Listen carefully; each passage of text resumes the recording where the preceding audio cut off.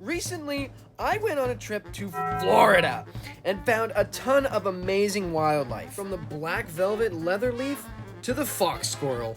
Now, I didn't actually record very much of what I saw on video, but I did do a couple of little clips here and there, so I thought, hey, I have enough to make a short little video, so this is what we're getting. Let's get into it. Here's our first tricolored heron. That's one of my favorite birds here. This is the black velvet leatherleaf, a type of slug. Probably one of the coolest slugs I've ever seen. I was really happy to see this. This was like amazing to see right off the bat. It was just sliding across the path and I helped it to safety, and oh man, great find, great start to the trip. This is an opportunity I can't pass up.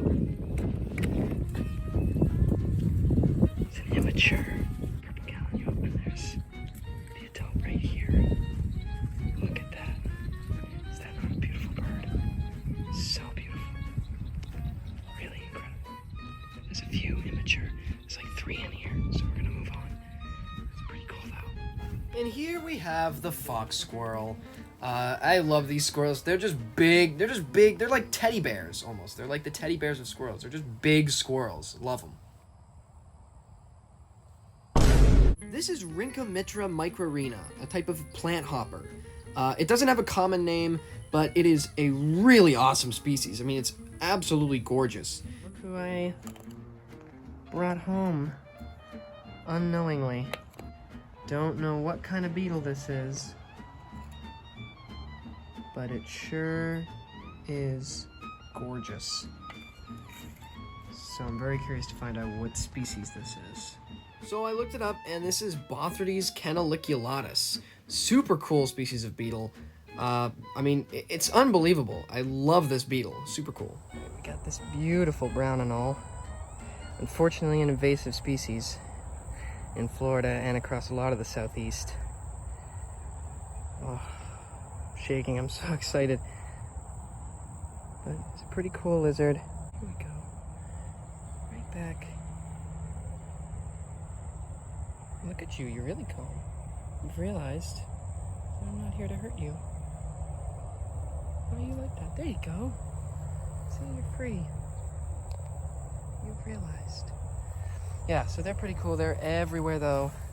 And the native species is the green anole, Anolis carolinensis. And they are being heavily outcompeted, unfortunately. Now here we have a pretty cool nest of guinea paper wasps, Polistes exclemens.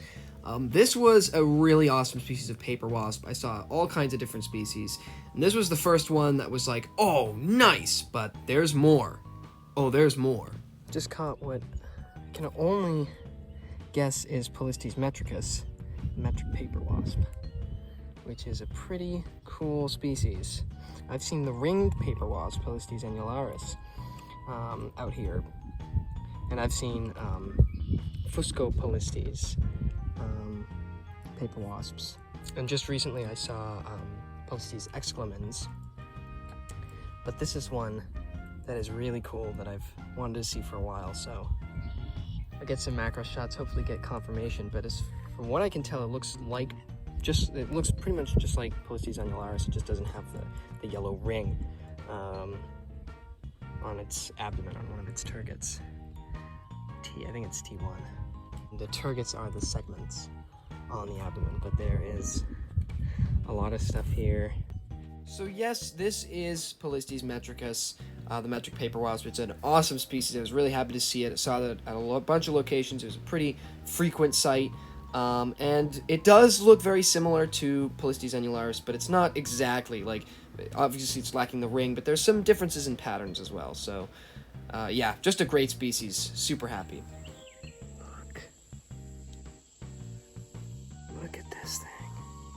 This is the robust shieldback, Atlanticus gibosus. This was such an incredible find. I was really amazed to have seen this. That is amazing.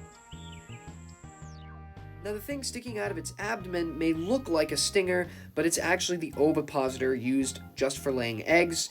It cannot sting, it cannot break the skin.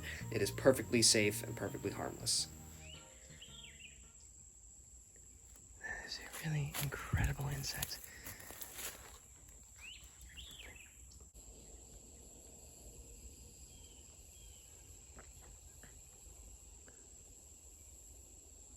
So cool. Now this here is the Peninsula ribbon snake, a subspecies of the common ribbon snake, or eastern ribbon snake. You know, common names, they're all over the place, but of course certain subspecies have different common names, so it gets confusing, but this was a really awesome species. Subspecies, sorry. And it was really cool to see this. I should mention that this species is totally safe to handle. Well, obviously, otherwise I wouldn't have handled it. But it's totally harmless. It might have a tiny little bit of venom. I'm not sure. I'm not certain with the ribbon snakes, but garter snakes have a tiny little bit of venom. It's completely harmless. For years, people didn't even realize they were venomous, so that it would make sense if it's the same case for this species. But I really don't know. This is one of the coolest snakes I've found in a long time. This is the southern black racer. Once again, a subspecies of the American black racer. So incredible to see this. This was my first time seeing the species and first time handling it. Unfortunately, it didn't calm down to a point where I could handle it with two hands, which was kind of sad, but it was really awesome to see this species. So incredible.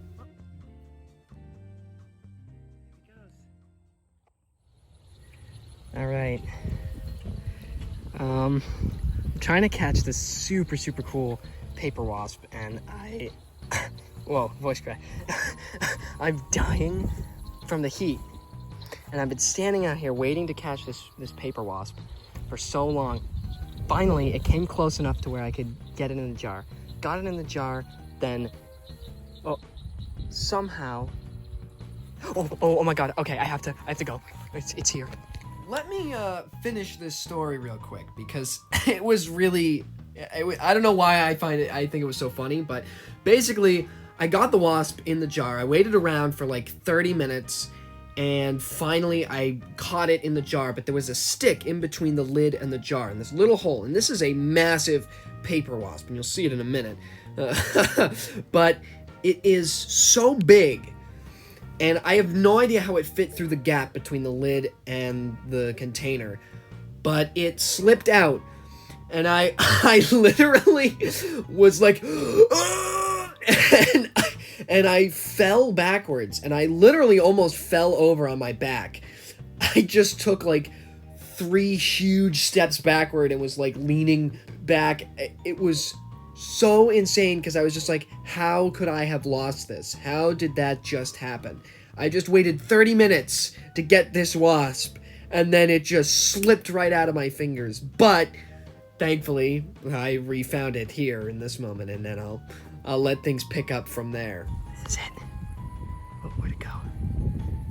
Can't find it on the camera. There it is. Look at that.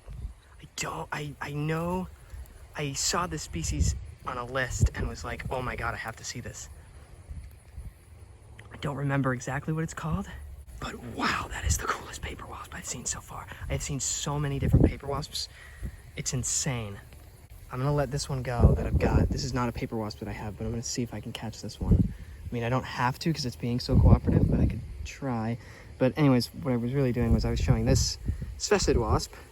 This is Sceliphron saementarium, the yellow-legged digger wasp. Meant to say mud dauber. And it's a pretty cool species. It's a very important pollinator and predator. They hunt grasshoppers and stuff, and they're really cool. So I'm just gonna... Woo! All right, now let's see if we can get the paper wasp. This is Polistes major, also called the horse's paper wasp, or horse paper wasp. This is just my favorite paper wasp. I love this species so much. It's so cool. I didn't end up catching it because I just felt like it's being so cooperative. There's really no need to catch it. So I didn't catch it, but it was really awesome to see this species, and man, great find. And just a great conclusion to the trip and for this video. I had a great time. I like I said, I really didn't record much, so this was only a little piece of what I saw out there, but it was great, and I can't wait to do more stuff like this.